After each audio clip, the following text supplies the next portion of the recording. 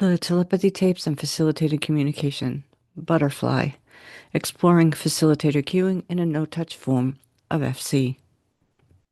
Welcome to another critique of facilitated communication. Why is it that most of the time, most of the autistic individuals are not looking at the keyboard? Just a heads up to my regular viewers. First, thank you for your support. I appreciate it. Based on the comments I'm getting from those new to the channel and/or from proponents, I've repeated some information about authorship, FC, and facilitator cueing in this video. I've put timestamps in the description box below this video if you'd like to skip around. Goals of this video: to review the two main categories of facilitated communication, to identify the types and characteristics of the forms of FC used by participants featured in the Telepathy Tapes podcast, to point out facilitator behaviors in a no-touch spelling session, Butterfly, observations from a former facilitator. What follows are my observations as a former facilitator who, unlike 100% of the current-day facilitators, participated in reliably controlled authorship testing in 1993, just 3 years after FC was introduced to the U.S. by Douglas Bicklin of Syracuse University. Before I get to the critique, I'd like to take a moment to share some things I learned about FC after the testing. These are things workshop leaders failed to tell us in the training. What FC workshop leaders didn't tell us. FC was not then, and is not now, an evidence-based technique. Anecdotes and testimonials, aka feel-good miracle stories, are not evidence, though facilitators may sincerely believe in the technique. Reliably controlled tests consistently show that the FC-generated responses are only correct when the facilitators have access to the test stimuli. Question: if the communications are independent, why does the facilitator have to know the answers for it to quote-unquote work? When facilitators are blinded from test stimuli, the FC-generated responses are either incorrect, the clients can't spell; unintelligible, the clients don't have letter sound recognition; or correctly spelled with words that have nothing to do with the questions being asked. In other words, facilitator guesses. Most facilitators are unaware of the extent to which they use physical, visual, and/or auditory cues to influence and control letter selection. Well-intentioned people can be fooled by FC. I stopped using FC after the testing in 1993, but I have continued studying it over the past 30-plus years. I've also been waiting for proponents to conduct reliably controlled studies that address facilitator cueing and prove communication independence with these techniques. I am, and the world is, still waiting. Today's facilitators are taught not to participate in reliably controlled studies designed to separate facilitator behaviors from those of their clients or loved ones. Some facilitators claim it's unethical to test for authorship, but even without the reliably controlled testing, we can learn a great deal about facilitator behaviors through Pro-FC movies, YouTube videos, and other media. The Telepathy Tapes. The Telepathy Tapes podcast is currently drawing a lot of attention in the United States for its claims that non-speaking individuals with autism have telepathic abilities. The presenter of the podcast, Kai Dickens, and the experts featured in the podcast, however, downplay the fact that the autistic individuals featured in the podcast are being subjected to a discredited technique known as facilitated communication. Proponents of FC have yet to provide reliably controlled evidence that the technique leads to communication independence for the individuals being subjected to its use. In fact, the evidence shows that facilitators are often inadvertently controlling letter selection. To date, facilitator authorship and FC-generated messages have only been ruled in, not ruled out, when tests have been conducted under reliably controlled conditions that blind facilitators from test stimuli. In the telepathy tapes, the participants, not the facilitators, are denied access to the pictures, words, and numbers being spelled out using FC. In each test, the facilitators knew the answers to the spelled responses. Promoters of the telepathy tapes seem confused about what constitutes facilitated communication, a technique that was discredited in the United States by 1995. Facilitator-dependent techniques. Facilitated communication, or FC, is an umbrella term that represents all facilitator-dependent techniques, regardless of whether the facilitator holds on to the client or holds on to the letterboard. Over the years, FC has evolved into two main categories, touch-based and no-touch forms of FC. Two main categories of facilitated communication.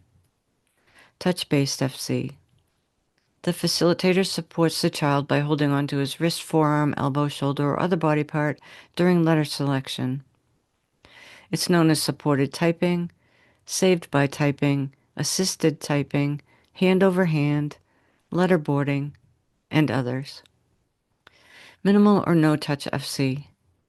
The facilitator holds a letterboard or stencil in the air while the child extends a finger toward it. Sometimes, but rarely, the child holds onto the keyboard or letterboard, but the facilitator still uses visual or auditory cues to aid in letter selection. It's known as rapid prompting method, spelling to communicate, speller's method, informative pointing, spelling with eyes, and others. Role of facilitators or communication regulation partners. Facilitator role in touch-based FC. Proponent view. Provide physical and emotional support. Study the motor movements of the individual. Redirect the individual's attention if necessary. Fade support from wrist to shoulder. Presume competence. Don't test. Skeptic view. Facilitators often unwittingly cue their clients in ways that not only influence, but control letter selection. Fading support from wrist to shoulder does not eliminate facilitator influence over letter selection. Authorship can be tested by controlling the information the facilitator sees during the testing. Facilitator role in no-touch forms of FC. Proponent view. Communication difficulties in autistic individuals are primarily due to motor difficulties and require their support. Cueing cannot occur if the facilitator does not touch their client. There is a mind-to-mind bond between facilitator and child. Skeptic view. Many autistic individuals perform gross and fine motor activities independently and without facilitator interference, so why can't they select letters on a keyboard by themselves? Facilitators, however unwittingly, can cue their clients even when the board is being held in the air with minimal physical touch. FC conversations are one-sided and facilitator-controlled. For more detailed information about FC and all its variant forms, please visit facilitatedcommunication.org or FC is Not Science YouTube channel. FC and telepathy. Promoters of the telepathy tapes want us to believe that non-speaking autistic individuals being subjected to FC, S2C, and RPM have telepathic abilities. This is quite an extraordinary claim. But does FC work? Does telepathy exist? Proponent view. FC works because people using FC say it works. Telepathy works because facilitators and parents feel like it works. People who question these beliefs are against people with disabilities. Skeptic view. All reliably controlled tests of authorship to date demonstrate that the facilitator, not the individual being subjected to FC, are controlling the messages. Telepathy testing in FC cannot be determined until authorship is established. Testing for facilitator cues. The key to proving FC authorship and telepathic abilities is to determine whether the spelled responses can be attributed to the autistic individual without external cues from the facilitators. This is most reliably done through carefully controlled message passing tests that are designed to separate facilitator behaviors from those of the individual being subjected to FC.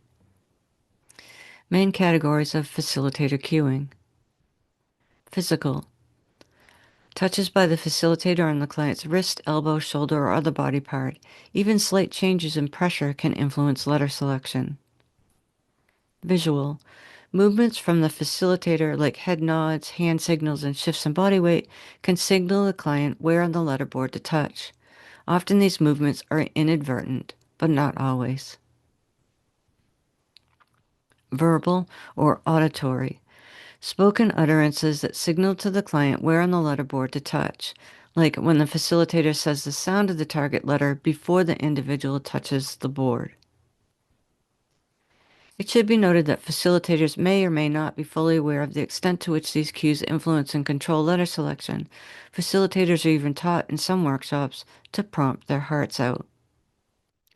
Purpose of cueing. Proponent view. To physically and emotionally support the client. To help regulate his or her movements. To help correct and/or prevent repetitive or self-stimming behaviors. Skeptic view. FC doesn't work without facilitator cues. Individuals are essentially taught to point on cue through repetition and reinforcement of the desired behavior, like pointing a finger toward a letterboard. Any cues by the facilitator should be faded within days, not weeks or years, after teaching a client a new skill. A telepathy test. In today's example from the telepathy tapes, the non-speaking autistic individual is sitting on the floor with his mother, acting as facilitator. His mother is shown a picture, and the two are asked to spell out what she saw. The mother is using a form of FC that falls within the no-touch category, although, as we'll see, she occasionally does touch her son.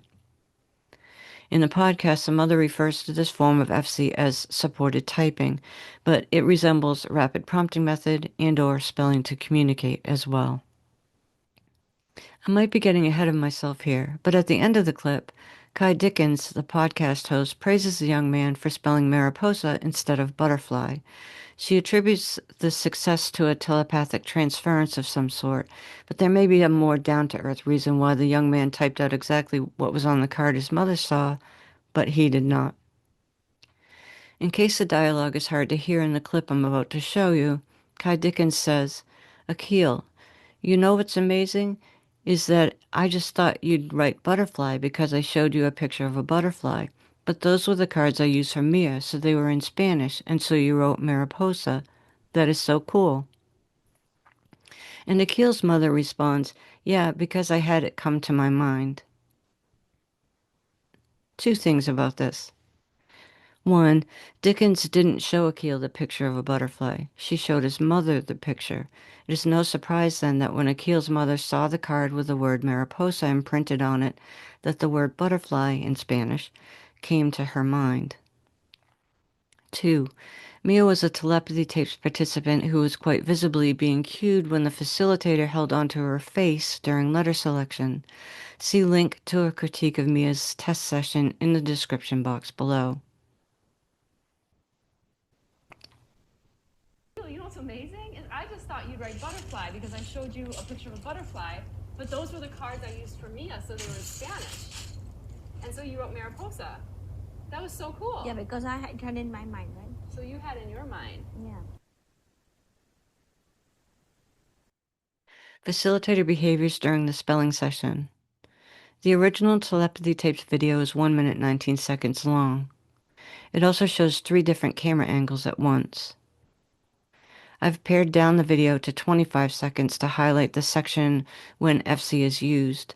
The critiques that follow are taken from this same 25-second segment and emphasize the different camera angles. Oh, OTS, Michael, here.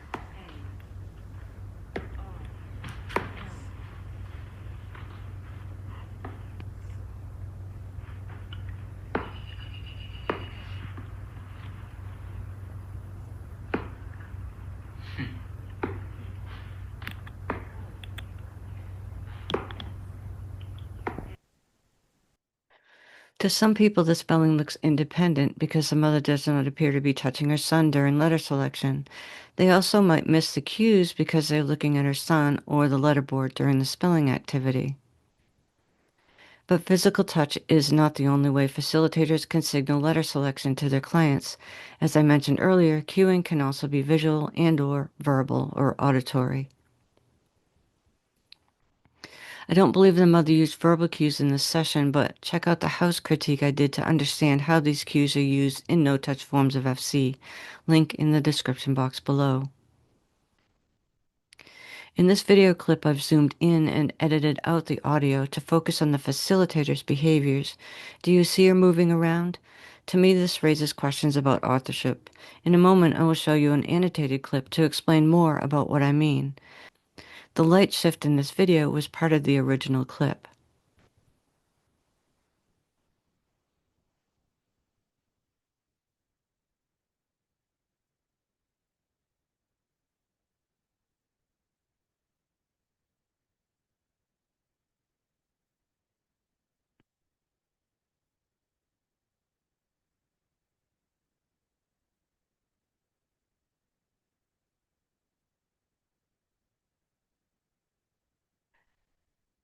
Now here's the same clip but annotated to emphasize the facilitator's behaviors during letter selection.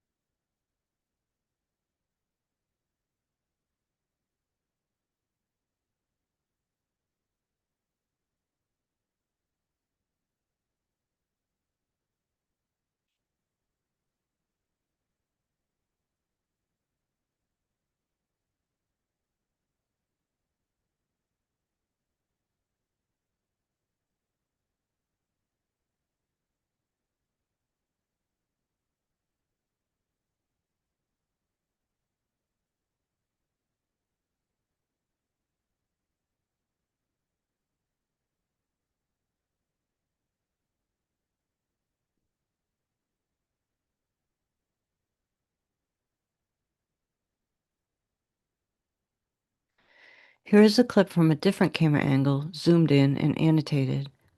What reason is there for the mother to move her hands and body so much during letter selection, other than cueing?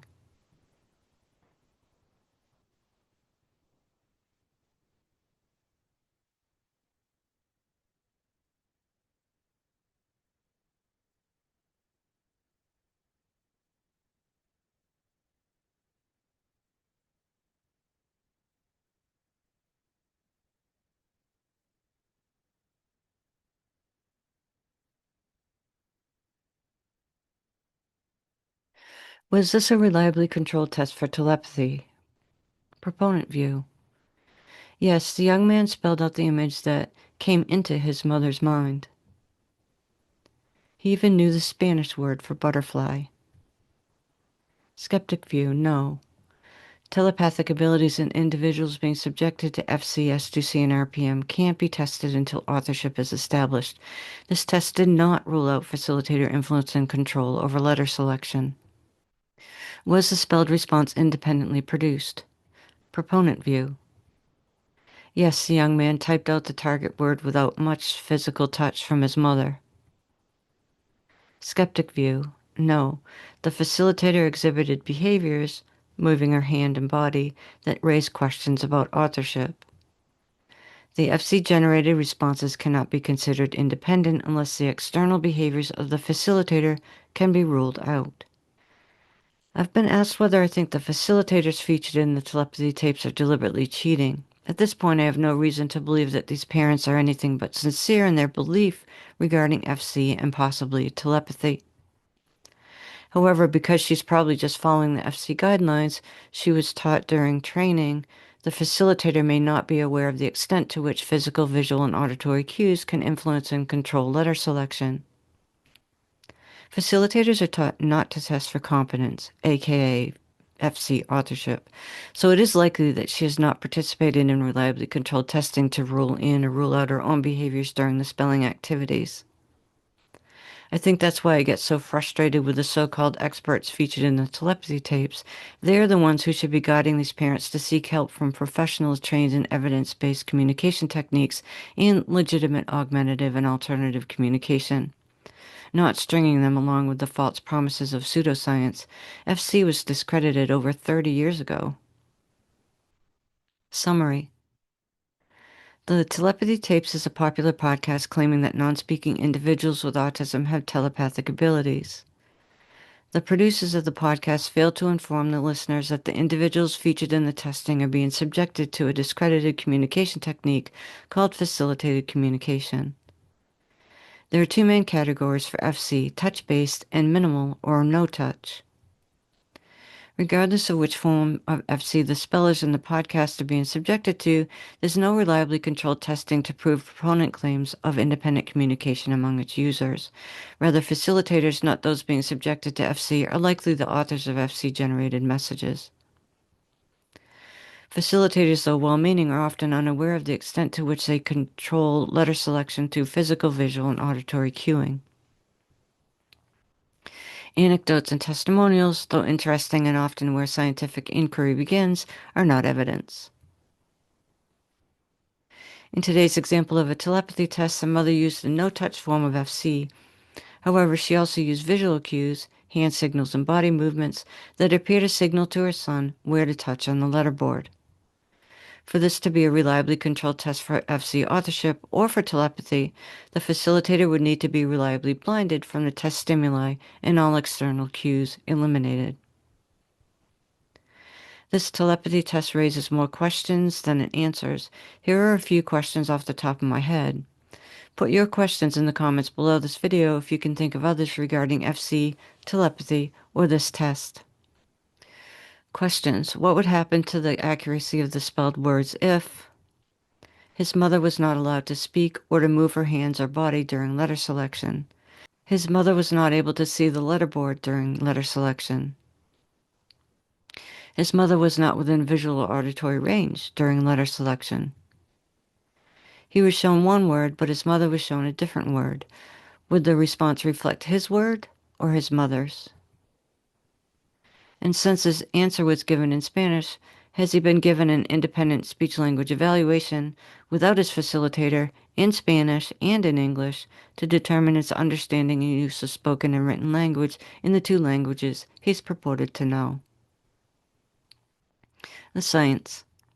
To date, there's no scientifically rigorous evidence to prove facilitated communication, spelling to communicate, rapid prompting method, or any of their variants produce independent communication. Controlled studies show that facilitators, not their clients, are producing the typed messages. Many organizations oppose the use of facilitator-reliant techniques.